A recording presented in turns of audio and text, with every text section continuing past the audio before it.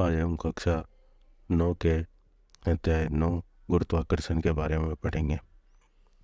तो गुरुत्वाकर्षण एक बल है जो कि मुख्यतः आकर्षण बल होता है। गुरुत्वाकर्षण के बारे में सबसे पहले जो है सर आइजैक न्यूटन ने हमें बताया था। आइजैक न्यूटन एक बार सेम के पेड़ के नीचे बैठे थे, तभी एक एप्पल उनके ऊपर गिरा। तो उन्होंने ये सोचा है कि कोई ना कोई ऐसा बल है जो कि इस एप्पल को आकर्षित कर रहा है, और उन्होंने उसको गुरुत्वाकर्षण बल नाम दिया। गुरुत्वाकर्षण बल उन्होंने उसका नाम दिया। अब जो है पृथ्वी जो है सूर्य के चारों ओर चक्कर लगाती है, तो वह जो और चंद्रमा भी पृथ्वी के चारों ओर चक्कर काटता है। तो कोई ना कोई बल है जो कि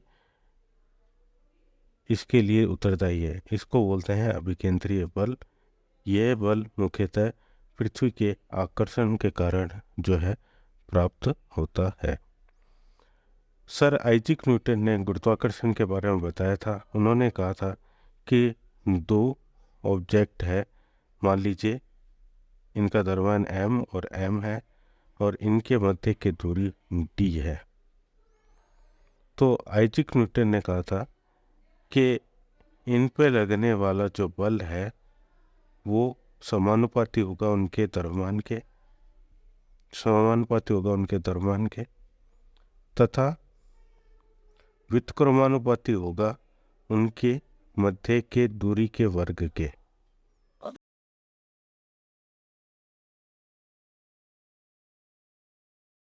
स्थिरांक समानुपाती को या व्युत्क्रमानुपाती को घटाते हैं तो एक स्थिरांक जोड़ देते हैं।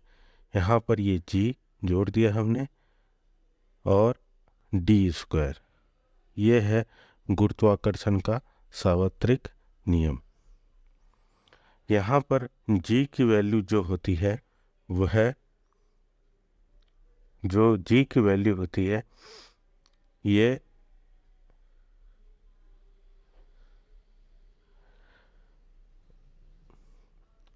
6.67 इंटू 10⁻⁻11 न्यूटन मीटर स्क्वायर के जी स्क्वायर है।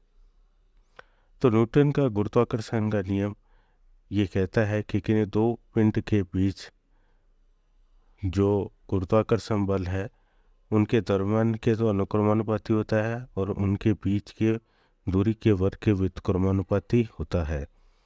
यहाँ पर F इज डायरेक्टली प्रोपोर्शनल टू m और व्युत्क्रमानुपाती होता है उनके मध्य की दूरी के, और g को एक अनुपातिक स्थिरांक कहते हैं। इसका नाम है सार्वत्रिक गुरुत्वीय स्थिरांक।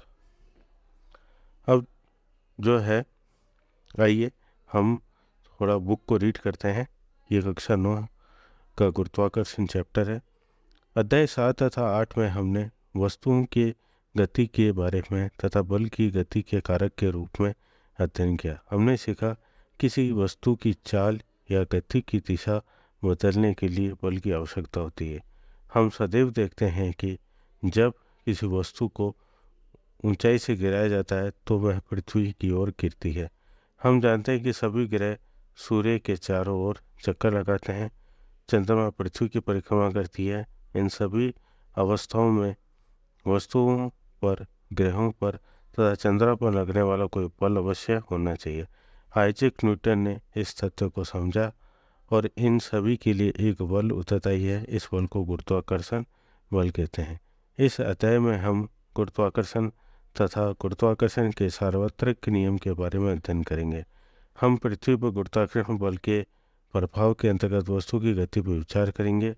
हम अध्ययन करेंगे कि किसी वस्तु का भार एक स्थान से दूसरे स्थान पर किस प्रकार परिवर्तित होता है। द्रवों में वस्तुओं के प्लवन की शर्तों के बारे में हम विचार विमर्श करेंगे। तो गुरुत्वाकर्षण है क्या? तो हम जानते हैं कि चंद्रमा पृथ्वी के चारों ओर चक्कर लगाता है। किसी वस्तु को जब हम ऊपर की ओर फेंकते हैं तो कुछ समय तक ऊपर पहुंचती है और फिर नीचे की ओर गिरने लगती हैं। जब न्यूटन एक पेड़ के नीचे बैठे थे तो एक सेब उन पर गिरा। और सेब गिरने की क्रिया ने न्यूटन को सोचने के लिए प्रेरित किया। उन्होंने सोचा कि पृथ्वी सेब को अपनी ओर आकर्षित कर सकती है, तो ये चंद्रमा को आकर्षित नहीं कर सकती। क्या दोनों ही स्थितियों में बल लगा रही है? उन्होंने अनुमान लगाया कि दोनों ही अवस्थाओं में एक ही प्रकार का बल उत्तरदायी है। उन्होंने तर्क दिया कि अपनी कक्षा के प्रत्येक बिंदु पर चंद्रमा किसी सरल रेखीय पथ पर गति नहीं करता, वरन पृथ्वी की ओर गिरता रहता है। अतः यह अवश्य ही पृथ्वी द्वारा आकर्षित होता है, लेकिन हम वास्तव में चंद्रमा को पृथ्वी की ओर गिरते नहीं देखते हैं। अब जो है हम देखते हैं कि गुरुत्वाकर्षण का जो सार्वत्रिक नियम है उसमें दो जो बल है वो जो है आकर्षण का बल है।